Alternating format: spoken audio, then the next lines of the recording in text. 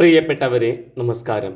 നമ്മൾ ഇന്ന് ശ്രീനാരായണ ഗുരു ഓപ്പൺ യൂണിവേഴ്സിറ്റിയുടെ MA മലയാളം 2ാം സെമസ്റ്ററിലെ ഗദ്യം കഥേതര പാഠങ്ങൾ എന്ന പേപ്പറിലെ പ്രീവിയസ് ക്വസ്റ്റ്യൻ പേപ്പർ ആൻസർ ചെയ്യുകയാണ്. ചോദ്യത്തിലേക്ക് പോകാം. 1990-കൾക്ക് ശേഷം കേരളത്തിൻ്റെ സാമ്പത്തിക വളർച്ചയുടെ ഗതി മാറുന്നു എന്ന് പറയുന്നതിലെ സാങ്കത്യം എന്തെന്ന് ചർച്ച ചെയ്യുക. ടി ശ്രീകുമാർ കഴിഞ്ഞ 2 പതിറ്റാണ്ടുകൾക്കിടയിൽ കേരളത്തിലുണ്ടായ മാറ്റങ്ങൾ ചരിത്രപരമായും രാഷ്ട്രീയമായും പരിശോധിച്ച് വിശകലനം ചെയ്യുകയാണ് വികസനാനന്തര രാഷ്ട്രീയത്തിൻ്റെ കേരളീയ പരിസരങ്ങൾ എന്ന ലേഖനത്തിൽ. വളർച്ച മുട്ടിയ ഒരു സമ്പദ് വ്യവസ്ഥ സാമൂഹിക മേഖലകൾ ഉണ്ടാക്കിയ നേട്ടങ്ങളെ മാതൃകയെന്ന് വിളിച്ചു പോന്നിരുന്ന ഒരു കാലമുണ്ടായിരുന്നു. അന്നതിൻ്റെ വിമർശനമായാണ് ദളിത്, ആദിവാസി, മത്സ്യത്തൊഴിലാളി വിഭാഗങ്ങളുടെ ആപേക്ഷിക അവികസനത്തെക്കുറിച്ചും സ്ത്രീകളുടെ സാമൂഹിക പദവിയിലെ വൈരുദ്ധ്യങ്ങളെക്കുറിച്ചും ചർച്ചകളുണ്ടായത്. ഈ വിഭാഗങ്ങളുടെ സാമ്പത്തിക സാമൂഹിക സ്ഥിതിയിൽ എടുത്തു പറയത്തക്ക നേട്ടങ്ങൾ ഒന്നും ഉണ്ടായിട്ടില്ലെങ്കിലും കഴിഞ്ഞ 2 ദശകങ്ങളിലെ സാമ്പത്തിക പ്രക്രിയകൾ മുഖ്യധാരയിൽ വരുത്തിയ മാറ്റങ്ങൾ വിസ്മയകരമാണ്. കേരളത്തിൻ്റെ പ്രതിശീർഷ വരുമാനം കേരളത്തിൻ്റെ ചരിത്രത്തിലാദ്യമായി ഇന്ത്യൻ ശരാശരി കടന്ന് മുന്നോട്ട് പോയിരിക്കുന്നു. സാമ്പത്തിക മേഖലയിലെ മാറ്റങ്ങൾ മുന്നണി മാറ്റവുമായി ബന്ധമുള്ളതല്ല. 90-കളിൽ ആഗോള സമ്പദ് വ്യവസ്ഥയിലേക്ക് ലോകകമ്പോളം ചുവടുറപ്പിച്ചപ്പോൾ ഇന്ത്യയും അതിൽ ഒരു ഭാഗമായി. അന്നത്തെ പ്രധാനമന്ത്രി നരസിംഹറാവുവിൻ്റെ കീഴിൽ ധനകാര്യമന്ത്രിയായിരുന്ന മൻമോഹൻ സിംഗിൻ്റെ ഉദാരവൽക്കരണ നയങ്ങളുടെ ഭാഗമായി നടപ്പിലാക്കിയ വ്യാപകമായ തോതിലുള്ള സ്വകാര്യവൽക്കരണം വലിയ മാറ്റങ്ങൾക്ക് തുടക്കമിട്ടു. ദേശീയ തലത്തിലുള്ള വികസന പ്രവർത്തനങ്ങൾ കേരള സംസ്ഥാനത്തിലും കാതലായ മാറ്റങ്ങളാണ് വരുത്തിയത്. 90-കളോടെ കേരളത്തിൻ്റെ പ്രതിശീർഷ വരുമാനത്തിൻ്റെ വർധനവിലും കാര്യമായ പുരോഗതി കൈവരിക്കാൻ സാധിച്ചു. ഈ കാലയളവിൽ മാറി മാറി കേരളം ഭരിച്ച LDF, UDF കക്ഷികളുടെ ഭരണവുമായി ബന്ധപ്പെട്ടതല്ല ഈ വളർച്ച എന്ന് ടി ശ്രീകുമാർ പറയുന്നു. ഭരണത്തോടുള്ള ജനങ്ങളുടെ സാമൂഹിക രാഷ്ട്രീയ ആവശ്യങ്ങളോടും അവകാശങ്ങളോടുള്ള സമീപനവുമാണ് പ്രധാനം. ഈ സമീപനത്തിൻ്റെ അടിസ്ഥാനത്തിൽ ഇരു മുന്നണികളും പിന്തുടരുന്ന നയപരിപാടികളാണ് ആ മുന്നണിയിലെ പ്രമുഖ രാഷ്ട്രീയ പാർട്ടികളുടെ ഇത്തരം പ്രശ്നങ്ങളോടുള്ള നിലപാടുകളാണ് മാറി മാറി വരുന്ന തെരഞ്ഞെടുപ്പുകളിൽ മുന്നണികളുടെ ജയാപജയങ്ങളെ നിർണയിക്കുന്നത്. എന്തുകൊണ്ടാണ് 1990-കൾക്ക് ശേഷം കേരളത്തിൻ്റെ സാമ്പത്തിക വളർച്ചയുടെ ഗതി മാറിയതെന്ന് ശ്രദ്ധിക്കപ്പെടേണ്ട വസ്തുതയാണ്. ആ ചർച്ചയുടെ ഗൗരവം ചോർത്തിക്കളയുന്നതാണ് UDF ആണോ LDF ആണോ വികസനം കൊണ്ടുവരുന്നതെന്ന വീമ്പിളക്കൽ. വളർച്ചയിലുണ്ടായ ചടുലമായ കുതിച്ചുചാട്ടം ആഗോളീകരണ ഉദാരീകരണ നയങ്ങളുടെ ഫലമായി ഉണ്ടായതാണെന്ന് മറച്ചുവെച്ച് ഇക്കാര്യം ചർച്ച ചെയ്യപ്പെടാനാവില്ല. വികസനം കേരളത്തിലെ മുന്നണി രാഷ്ട്രീയത്തിന്റെ മുദ്രാവാക്യമാകുന്നത് പരിഹാസ്യമാണെന്ന് ടി ശ്രീകുമാർ തുറന്നടിക്കുന്നു. അടുത്ത ചോദ്യം, വികസനാനന്തര സമൂഹത്തിന് ജനാവലിയുടെ പ്രതിരോധം എങ്ങനെയായിരിക്കുമെന്നാണ് ലേഖകൻ പറയുന്നത്. ജനാവലി എന്ന സങ്കല്പത്തെക്കുറിച്ച് കേരളീയ സാഹചര്യത്തിൽ ചർച്ച ചെയ്യുമ്പോൾ ഇവിടെ സജീവമായിട്ടുള്ള വികസനാനന്തര രാഷ്ട്രീയത്തിൻ്റെ സന്ദർഭത്തിൽ നിന്ന് അതിനെ അടർത്തി മാറ്റി കാണാനാവില്ല. ജനാവലിക്ക് ചിട്ടയായ വർഗസമരത്തിൻ്റെതല്ലാത്ത താളവും സംഗീതവുമാണ്. ഭരണകൂടങ്ങളും രാഷ്ട്രീയ നേതൃത്വങ്ങളും ജനാവലിയെ ഭയക്കണമെന്നും ഭയക്കുന്നുണ്ടെന്നും പറയുന്നത് വെറുതെയല്ല. 1989-ൽ ബർലിൻ മതിൽ തകർന്നത് ഒരു ജനാവലിയുടെ മുന്നേറ്റത്തിലാണ് എന്ന് ഓർക്കേണ്ടതുണ്ട്. ജനാവലി എന്നത് പ്രതിരോധത്തിൻ്റെ ഒരു മുഖം മാത്രമാണ്. അതിനു പിന്നിൽ ഒട്ടനവധി രാഷ്ട്രീയ ധാരകളുണ്ട്. എല്ലാ ജനാവലികളെയും ഒരേ മാനദണ്ഡങ്ങൾ ഉപയോഗിച്ച് സിദ്ധാന്തവൽക്കരിക്കാനുള്ള ശ്രമങ്ങൾ സമഗ്രവൽക്കരണത്തിനുള്ള ശ്രമം കൂടിയാണ്. അപകടകരമായ ഒരു രാഷ്ട്രീയം അതിൻ്റെ അടിയിലുണ്ട്. എല്ലാ ജനാവലികൾക്കും ബാധകമായ ഒരു പൊതു രാഷ്ട്രീയമുണ്ടെന്ന് ലിബറലുകളും ക്ലോസ് സ്റ്റാലിനിസ്റ്റുകളും പങ്കുവെക്കുന്ന മിഥ്യാധാരണയാണ്. ലിബറൽ രാഷ്ട്രീയത്തിന് വേണ്ടി യാഥാസ്ഥിതിക മാർക്സിനു വേണ്ടിയോ ഈ പ്രതിഭാസത്തെ സ്വാംശീകരിക്കാനുള്ള ചരിത്രശൂന്യമായ അനുഭവവാദമാണത്. കേരളത്തിൽ രൂപം കൊണ്ടിട്ടുള്ള വികസനാനന്തര രാഷ്ട്രീയം അതിൻ്റെ ദാർശനിക ജ്ഞാന സിദ്ധാന്തത്തെ അടിത്തറ ഇന്ന് പ്രായോഗിക രാഷ്ട്രീയവുമായി കണ്ണിചേർക്കുന്ന ഒരു ഘട്ടത്തിലേക്ക് പ്രവേശിച്ചിരിക്കുകയാണ്. വികസനം എന്ന കപട മുദ്രാവാക്യത്തെ ഉയർത്തിക്കൊണ്ട് ഇരു മുന്നണികൾക്കും കേരളത്തിൽ ഉയർന്നു വന്നുകൊണ്ടിരിക്കുന്ന ജനകീയ സമരങ്ങളെ തടഞ്ഞു നിർത്താൻ ഇനി സാധ്യമാവില്ല എന്ന് ടി ശ്രീകുമാർ വിലയിരുത്തുന്നു. യൂജനിക്സ് എന്ന ആശയത്തിന്റെ മേന്മകൾ എന്തെന്ന് വിവരിക്കുക. ജീവശാസ്ത്രവുമായി ബന്ധപ്പെട്ട നവീന ചിന്തകൾ മനസ്സിലാക്കാൻ സഹായിക്കുന്ന ലേഖനമാണ് ഡാർവിനിസത്തിന്റെ ചൂഷകരും വൈരികളും. ശാസ്ത്രഗ്രന്ഥങ്ങൾ വായിക്കാൻ താല്പര്യമില്ലാത്ത സാധാരണക്കാർക്ക് വേണ്ടി ജീവശാസ്ത്രത്തെക്കുറിച്ച് ആവശ്യം അറിഞ്ഞിരിക്കേണ്ട കാര്യങ്ങളാണ് ഇതിൽ പ്രതിപാദിച്ചിരിക്കുന്നത്. ജീവശാസ്ത്രം എന്നത് ഒറ്റപ്പെട്ട ഒരു വിഷയമല്ല. പി അപ്പുക്കുട്ടനും വി ബാബുസനും ചേർന്നാണ് ഈ ലേഖനം എഴുതിയിരിക്കുന്നത്. ഡാർവിനിസത്തെ മറയാക്കിയും എതിർത്തും രൂപപ്പെട്ട 3 പ്രവണതകളായിരുന്നു സോഷ്യൽ ഡാർവിനിസം, യൂജനിക്സ്, ക്രിയേഷനിസം. ഒരു ബാങ്ക് മറ്റൊരു ബാങ്ക് ഏറ്റെടുക്കുമ്പോൾ ബാങ്കിന്റെ കാര്യക്ഷമത കൂട്ടാൻ സ്വീകരിക്കുന്ന ഒരു നടപടിയാണ് ബ്രാഞ്ച് റാഷണലൈസേഷൻ എന്നത്.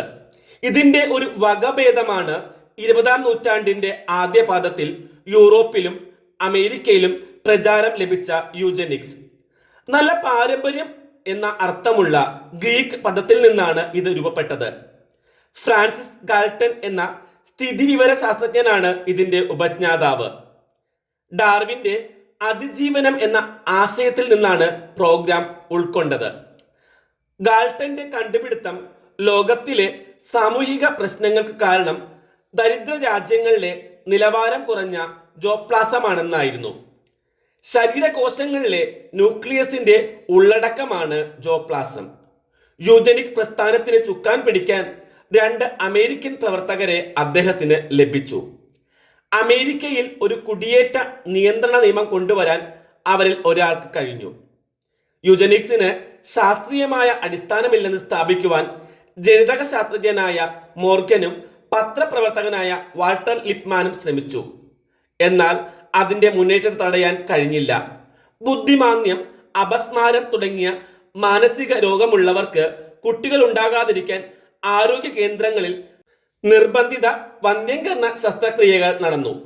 റോമൻ കാത്തോലിക്കരുടെയും അവരുടെ മതാധ്യക്ഷന്മാരുടെയും മറ്റും എതിർപ്പുകളൊന്നും വിലപ്പോയില്ല. ശരിയായ ദിശയിലുള്ള ബോധവൽക്കരണം ഉണ്ടെങ്കിൽ യൂജനിക്സ് സ്വാഗതാർഹമായ ഒരു ആശയം തന്നെയാണ്. മനുഷ്യരിലുള്ള പല ജനിതക രോഗങ്ങളെ തടയാൻ അതിന് കഴിയുന്നു. പലതരം ജനിതക രോഗങ്ങളുടെ പിടിയിൽ നിന്ന് സമൂഹത്തെ രക്ഷിക്കാൻ അതിന് കഴിയും. ക്രിയേഷനിസം എന്നത് ഒരു പിന്തിരിപ്പം ആശയമാണെന്ന് കരുതേണ്ടിയിരിക്കുന്നു. അതിൻ്റെ ആരംഭകാലത്തെ കാഴ്ചപ്പാടിൽ നിന്ന് അത് മാറിക്കഴിഞ്ഞു.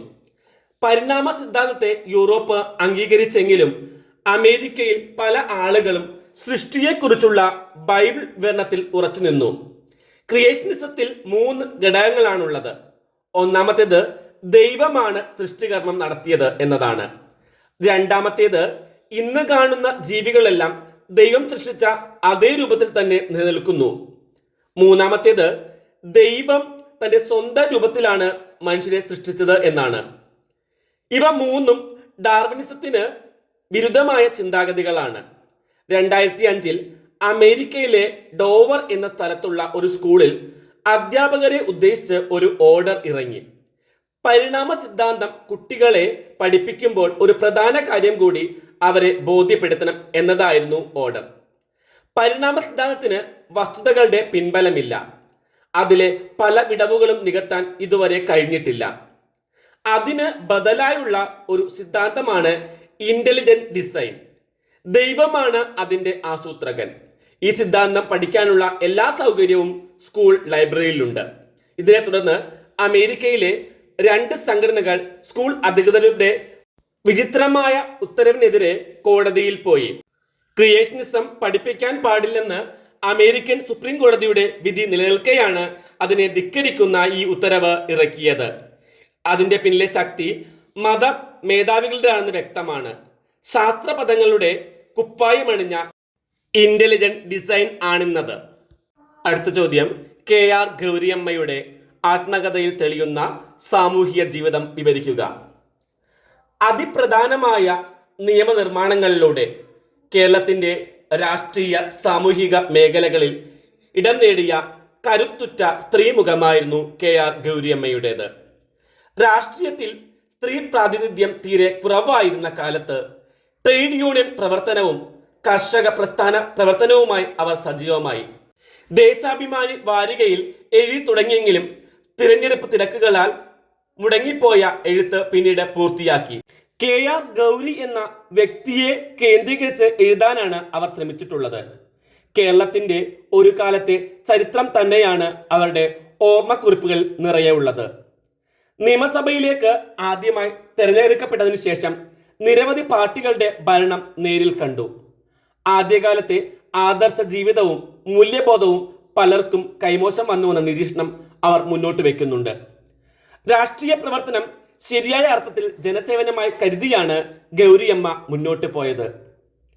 ഒരു കമ്മ്യൂണിസ്റ്റ് എന്ന നിലയിലും സ്ത്രീ എന്ന നിലയിലും നേരിട്ട അനുഭവങ്ങളുടെ തീക്ഷ്ണതയാണ് 43 അധ്യായങ്ങളിലായി അവർ രേഖപ്പെടുത്തിയിട്ടുള്ളത്. കൊച്ചിയിൽ ഈഴവ സമുദായത്തിൽ നിന്നും ആദ്യം BA പാസ്സായ സ്ത്രീയുടെ പേരാണ് അച്ഛൻ അവർക്കിട്ടത്. വിദ്യാഭ്യാസ കാലത്തെ ഓർത്തെടുക്കുമ്പോൾ വിദ്യാഭ്യാസത്തിന്റെ പ്രാധാന്യവും അധ്യാപകരുടെ മൂല്യബോധവും അതിൽ തെളിയുന്നത് കാണാം.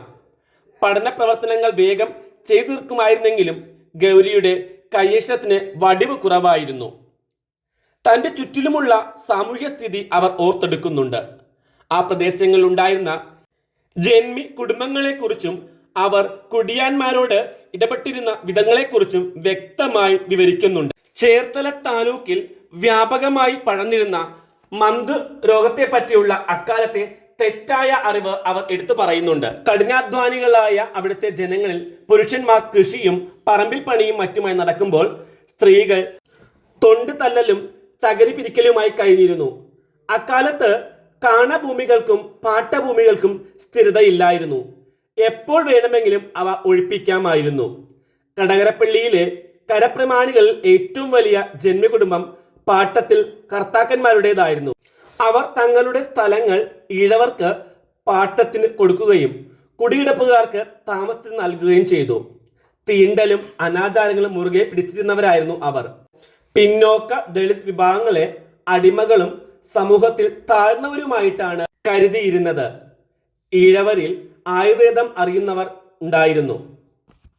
പിന്നോക്കക്കാരിൽ ആശാരി, ഗണകന്മാർ തുടങ്ങിയവരിൽ സംഗീത വാസനയുള്ളവർ ധാരാളം ഉണ്ടായിരുന്നു. ബുദ്ധവിഹാരങ്ങൾ ധാരാളം ഉണ്ടായിരുന്നതിനാലാണ് കടകരപ്പള്ളി എന്ന പേരുണ്ടായതെന്നും KR ഗൗരിയമ്മ പറയുന്നു.